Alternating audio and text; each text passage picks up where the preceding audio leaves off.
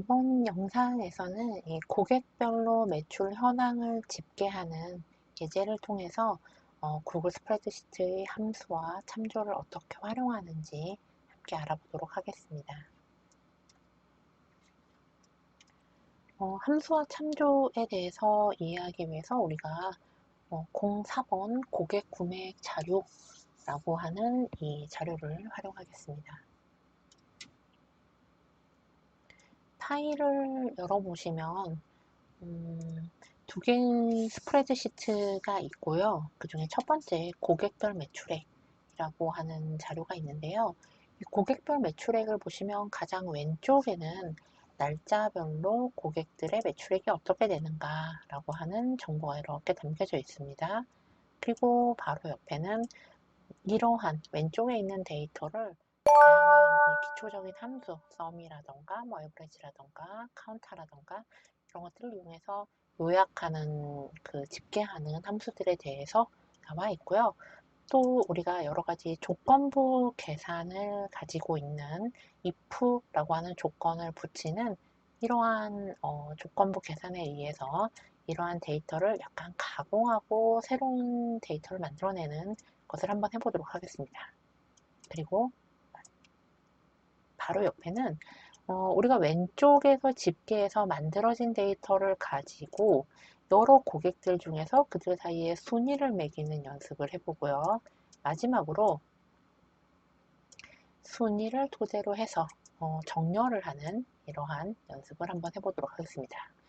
데이터를 집계하고 추출하고 고유의 값을 추출하고 또 조건을 주고 조건에 따라서 계산하고 이것들에게 순위를 매기고 또 그것을 정렬하는 일련의 과정을 우리가 함수를 통해서 같이 해봄으로써 이게 사실 비즈니스 실무에서 우리가 함수를 이용해서 가장 많이 하는 대표적인 작업들이거든요. 그래서 이러한 작업들을 실행을 해보려고 합니다.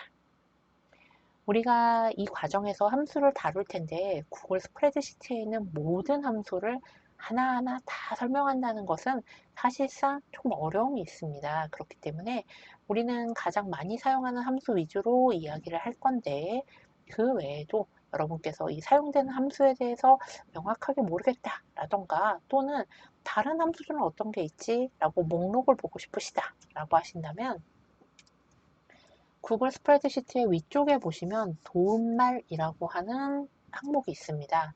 이 도움말을 클릭해 보시면 도움말의 아래쪽에 스프레드시트에서 사용하실 수 있는 단축키를 모아놓은 이러한 페이지가 있고요. 또 함수를 모아놓은 페이지도 있습니다. 함수 목록이라고 하는 걸 한번 열어보겠습니다.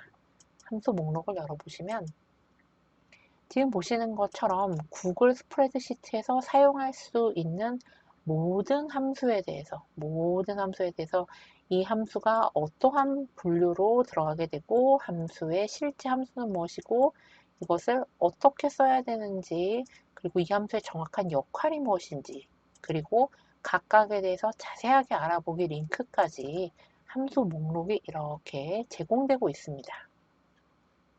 그러니까 여러분께서 함수를 모두 다 암기한다는 건 사실 좀 어려움이 있거든요. 그래서 모든 함수를 다 외울 수는 없을 때 오셔서 여기서 여러분께서 필요로 하시는 함수를 어떻게 사용하고 어떤 식으로 되어 있는가 라고 하는 것을 위쪽에 있는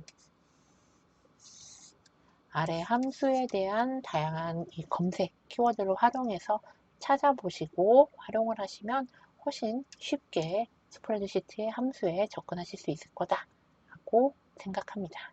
일단 우리는 고객의 구매액 자료라고 하는 이 실습 자료를 이용해서 저 함수 목록에도 나와 있지만 사실상 일을 할 때 우리가 가장 많이 사용하는 대표적인 함수들 실제로 한번 사용해 보도록 하겠습니다. 자, 그러면 일단 왼쪽에 있는 일자별, 고객별 매출액 보시면 데이터 아주 간단하죠. 몇 월 며칠에 어느 고객이 얼마를 샀다 라고 하는 굉장히 단순한 데이터입니다. 그럼 이 데이터를 집계해 보도록 하겠습니다. 자, 그러면 전체 고객의 모든 매출액을 한번 더해 볼까요? 전체 고객의 모든 매출액의 총합을 한번 계산해 보겠습니다. 이럴 때 사용하는 함수는 바로 sum 함수죠. sum 함수를 사용합니다. 자, sum, sum. 무언가 더하겠다 라고 하면 sum, sum 함수를 사용합니다. 더하는 함수죠. 괄호를 열고, 자, 그러면 필요한 영역을 잡아줘 볼까요? 매출액을 모두 더하겠다. D5번 셀부터 컨트롤 쉬프트 아래로 화살표, 컨트롤 쉬프트 아래로 화살표 하시면 이렇게 13,398번 행까지 굉장히 많은 데이터가 있죠. 데이터가 무려 13,398, 13,000건이 넘는 데이터가 여기 있었습니다. 이 데이터들을 모두 괄호 닫고 여기에 있는 매출액을 모두 더해주겠다 라고 하는 것이 가능한 거죠. 엔터를 치겠습니다. 자, 엔터를 쳤더니 금액이 굉장히 크구나 라는 걸 우리가 확인했습니다. 대략적으로 한 93억 원 정도의 매출액이, 고객이 13,000명이고 대략 한 100만 원 정도씩 얼핏 눈대중으로 보기에 결제한 걸로 보이니까 뭐 그리 이상한 금액은 아닌 거죠. 93억 원 정도의 매출액 합계를 낼 수 있었습니다. 근데 이렇게 합계를 내는 걸 해보면 우리가 이 매출액 무려 13,398까지 가는 이러한 매출액을 합계를 내는데 이 범위를 잡아주는 데 있어서 범위를 잡아줄 때 우리가 이것을 컨트롤 시프트 아래로 화살표라고 잡아줄 수도 있지만 매번 계산할 때마다 그렇게 클릭하고 컨트롤 시프트 아래로 화살표, 클릭하고 컨트롤 시프트 아래로 화살표 하면 굉장히 불편할 겁니다. 특히나 다른 시트에 있는 데이터를 쓰려면 너무나 불편하죠. 우리가 이런 불편을 해결하기 위해서 사용하는 것이 바로 이름으로 정의한 범위라고 할 수가 있습니다. 범위를 이름으로 미리 지정을 해주는 거죠. 그럼 우리 매출액이라고 하는 것을 컨트롤 시프트 아래로 화살표 해서 이름을 한번 지정해 볼까요? 이름을 지정하는 메뉴는 데이터 탭에 있습니다. 데이터 탭에 이름이 지정된 범위 이렇게 하실 수도 있고 우리가 특정 범위를 잡아서 셀 작업 더보기에서 이름이 지정된 범위를 정의한다 라고 하실 수도 있습니다. 이에 대해서는 이 이름 정의에 대해서는 앞쪽에 별도로 되어 있는 영상을 참고하시기 바랍니다. 그런데 그거 말고 다른 방법도 있습니다. 왼쪽 위쪽에 보면 이름 상자라고 하는 곳도 있는데 이름 상자에 이름을 지정해서 적어줄 수도 있습니다. 우리는 이번에는 이름 상자를 써보도록 하겠습니다. 자, 그러면 먼저 매출액을 D5번 셀부터 컨트롤 쉬프트 아래로 화살표 해서 13,398번 행까지 전체를 다 잡아주겠습니다.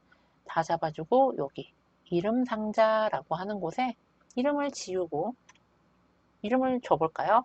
매출액이라는 이름을 줘보겠습니다. 필드의 이름하고 동일하게 매출액이라고 이름을 지어주겠습니다.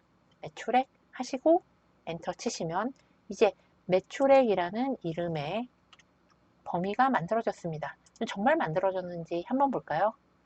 데이터 탭에 이름이 지정된 범위를 클릭해 보시면 방금 우리가 지정한 이름이 고객별 매출액이라는 이름으로 이렇게 D5번 셀에서 D13,398번 셀까지 지정되어 있는 것을 보실 수가 있습니다.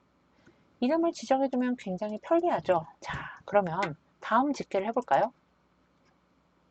평균 매출액을 내보겠습니다. 라고 하면 평균을 구한다. 에버리지 함수죠. 에버리지.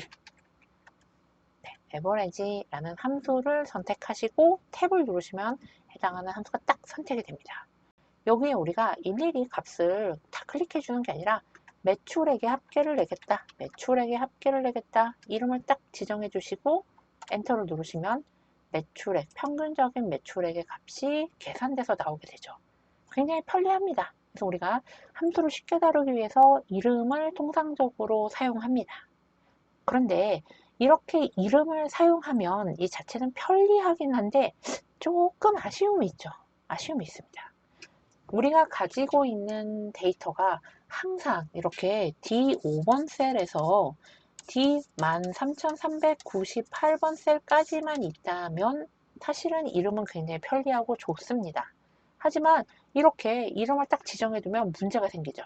자, 지금 볼까요? 예를 들어서 지금 평균은 값이 69,800 아니군요. 네, 69만이군요. 네, 69만 8,541이라고 하는 값입니다. 자, 제가 여기다가 마지막에 이 범위의 마지막에 컨트롤 아래로 화살표 하시면 범위의 마지막으로 내려가게 되죠. 여기에 행을 하나 딱 추가를 하고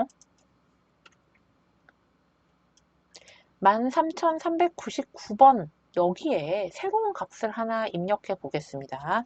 새로운 값, 평균에 좀 영향을 많이 주게 하기 위해서 값을 좀 크게 입력해 보겠습니다.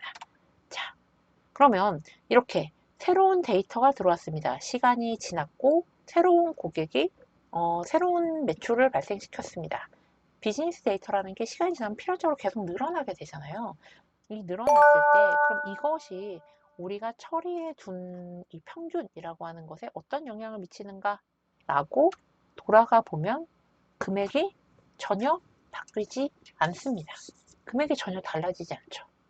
당연히 달라지지 않습니다. 왜냐면 이름의 범위는 13,398번 셀까지인 거고 우리가 새로 만든 데이터라는 건 13,399번 셀이니까요. 여기 새로 들어온 것은 항상 그 아래쪽에 이름으로 들어가기 때문에 우리가 비즈니스 데이터는 필연적으로 끊임없이 계속 새로운 데이터가 들어오는데 이름으로 정의해 두면 이 부분이 굉장히 어려움이 있습니다. 이 정적 범위의 문제점이죠. 그래서 우리가 통상적으로 이런 부분들을 굉장히 번거롭기 때문에 새로 입력해 둔 건 좀 지워볼까요? 이런 부분이 굉장히 번거로움이 있기 때문에 우리가 어떤 방법을 쓰는가 라고 하면 그렇다면 시간이 지나서 D열에 새로운 데이터가 들어오면 그걸 다 받아들이겠다 라는 방식으로 함수를 작성하기도 하죠. 자, 그럼 밑에 최소값을 구하는 min이라고 함수는 D열에 있는 값을 다 받아들여라 라는 식으로 한번 해보겠습니다. 자, 최소값을 구하는 건 min이라는 함수입니다. min 함수를 쓰는데 범위를 D열 전체로 하는 겁니다. D열 전체로 이렇게 D열 모두 이 D열 전체에서 최소의 값을 구해라 라고 엔터를 딱 누르면 1911이라고 하는 값이 최소값으로 구해지는 것을 보실 수가 있습니다. 자, 그러면 우리가 이제 범위를 줄 때 함수에서 계산하는 범위를 줄 때 D열 전체를 잡았으니까 그렇다면 지금 현재 제일 작은 값은 1911입니다. 1911, 1911원입니다. 그러면 이것보다 더 작은 값을 새로운 데이터가 들어왔고 매출액에 더 작은 값이 생긴다면 이 값이 어떻게 바뀌는가 라고 하는 것 한번 확인해 볼까요? 동일하게 컨트롤 아래로 화살표 해서 바로 아래줄에 더 작은 값을 입력해 보겠습니다. 좀 구별하기 쉽게 5라는 값을 한번 입력해 볼까요? 다음 새로 들어온 판매 금액은 5원이다 라고 하면 만약에 이 범위를 다 받아들인다 라고 하면 최소값은 5가 되어야겠죠. 자, 다시 올라가 보겠습니다. 우리가 기대했던 그대로 5라고 하는 값이 받아들여지는 것을 볼 수가 있습니다. 네. 이건 굉장히 편리한 거죠. 굉장히 편리하고 좋습니다. 새로운 데이터가 들어와도 그 데이터를 모두 받아들여 주니까요. 그런데 잘 생각해 보면 이것도 문제점이 있습니다. 왜냐하면 가만히 생각해 보니 D열 전체에서 데이터를 받는 건데 우리가 항상 모든 데이터가 D열에 있는 데이터가 다 과연 함수의 계산 대상인가 라고 하는 문제가 발생하게 되죠. 예를 들어 우리가 편의상 보고서를 만들었는데 스프레드시트로 보고서를 만들었는데 위쪽에 뭔가 다른 표가 있습니다. 그리고 그 아래쪽에 참조 데이터로 아래쪽부터 본격적으로 일자별, 고객별, 매출액이라고 하는 게 여기 예를 들어서 지금 보시는 것처럼 위쪽에 텍스트 부분을 빼고 이렇게 D5번 셀부터 계산이 시작된다 라고 가정해 보겠습니다. 위쪽에는 현재 데이터에서는 위쪽에 텍스트만 있기 때문에 숫자를 대상으로 하는 sum, average, min, max 이러한 곳에서 해당하는 것이 수식에 포함되지 않지만 사실은 우리가 데이터를 다루다 보면 위쪽에 다른 표들이 들어있고 다른 숫자가 들어있는 경우도 없을 수는 없단 말이에요. 그런데 새로운 데이터가 들어올 수가 있습니다. 그럼 이럴 때는 우리가 D열 전체를 데이터로 잡는 게 좀 어려움이 있죠. 그렇다면 매번 범위를 잡을 수도 없고 이름으로 정의할 수도 없고 D열로 이렇게 잡을 수도 없으면 어떤 방법을 쓸 수 있는 걸까요? 굉장히 어려움이 있겠죠? 우리가 이때 사용할 수 있는 것이 열린 참조라고 하는 기능을 쓸 수가 있습니다. 열린 참조라는 기능을 쓸 수 있습니다. 자, 우리가 어떤 데이터의 위치를, 어떤 셀의 위치를 가져오는 것을 참조한다 라고 부릅니다. 어떤 셀의 위치를 가져오는 것을 참조한다 라고 부릅니다. 예를 들어서 제가 여기 어떤 함수를 쓰는데 여기 들어갈 값은 D5번 셀에 갑시다 라고 엔터를 땅 쳐보도록 하겠습니다. 자, 약간만 늘리도록 할게요. 자, D5번 셀에 있는 값이 난 그것을 쓰고 있다 라고 하면 이것은 D5번 셀에 들어있는 값을 참조한다 라는 것입니다. 그런데 제가 이 같은 방식으로 밑으로 내려갈수록 D6번, D7번, D8번 이렇게 내려가는 게 데이터를 정리하고 싶습니다. D열이라는 것은 고정하고 밑으로 숫자만 6, 7, 8, 9, 10, 11 이렇게 내려가게 하고 싶다 라고 하면 내가 고정하고 싶은 부분 D5번이라고 하는 것에서 고정하고 싶은 것 D열이라고 하는 것에 F4키를 눌러서 이렇게 달러 표시를 해주면 우리가 D열은 고정하고 5, 6, 7, 8, 9, 10 숫자가 바뀐다 라고 할 수 있습니다. 네. 만약에 내가 수식을 입력하는데 오히려 나는 D는 바꿔도 된다. D열, DEFC 이렇게 다 바뀌는 거 다 괜찮고 O행은 고정되어야 된다 라고 하면 D는 고정하고 O 앞에 이렇게 달러 표시를 하게 되죠. 특정 셀의 값이 유지가 되어야 돼서 어떤 것도 바뀌면 안 된다. 나는 무조건 D5번 셀에 있는 값 어떤 상황이든 무조건 이걸 써야 된다 라고 하면 양쪽 모두에 이렇게 고정을 시킬 수가 있습니다. 우리가 통상적으로 엑셀을 사용하신다라고 하면 이렇게 4가지 정도의 이 함수 참조가 돌아가는 것을 여러분께서 많이 사용을 하셨을 겁니다. 그런데 구글 스프레드시트에는 다른 참조가 하나 더 있는데요. 우리가 그걸 열린 참조라고 부릅니다.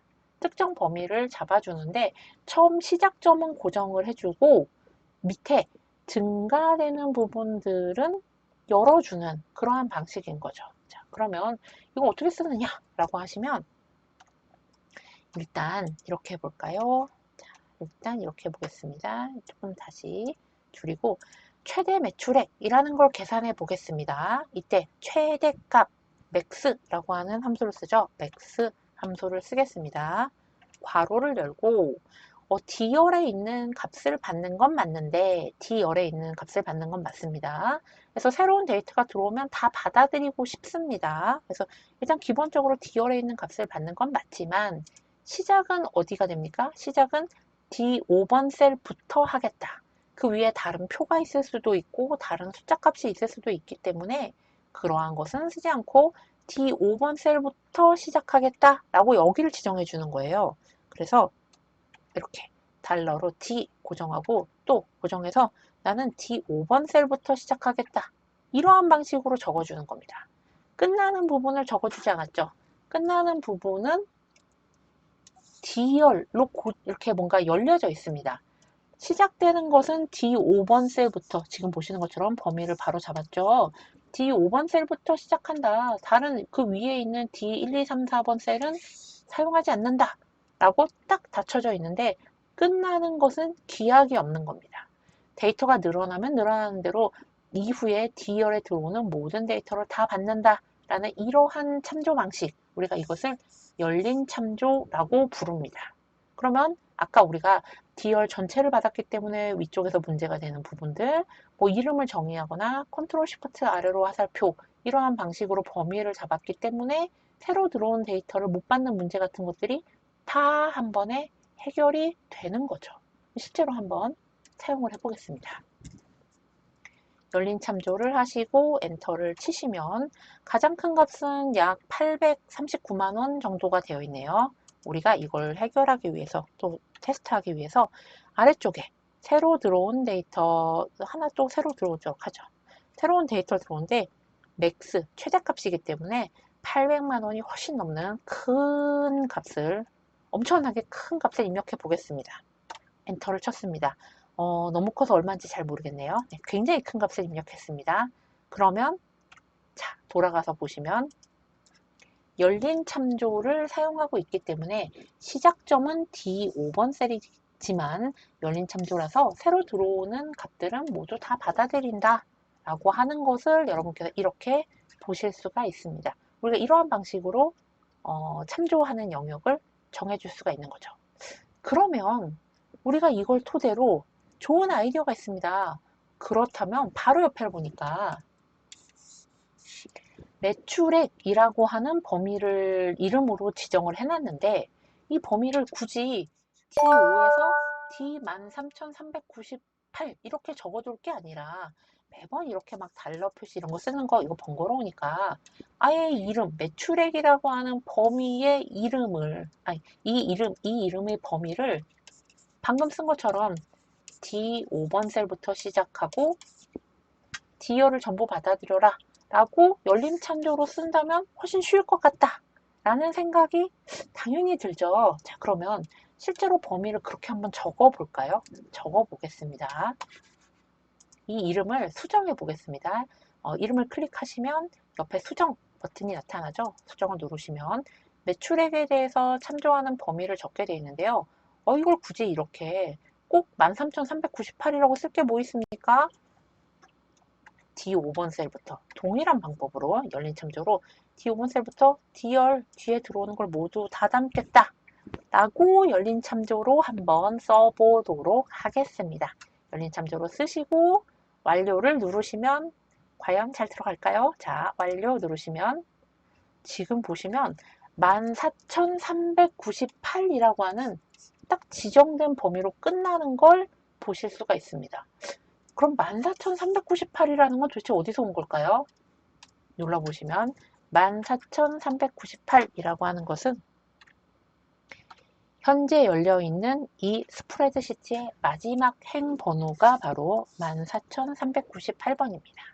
지금 보시면 열린 참조로 이름을 지정하시면 기본적으로 열린 참조의 원래 가장 기본적인 개념은 그 뒤에 시트가 증가하면 증가하는 대로 모든 데이터를 다 받아주는 것이지만 이름으로 지정하실 때는 열린 참조를 사용할 수가 없습니다.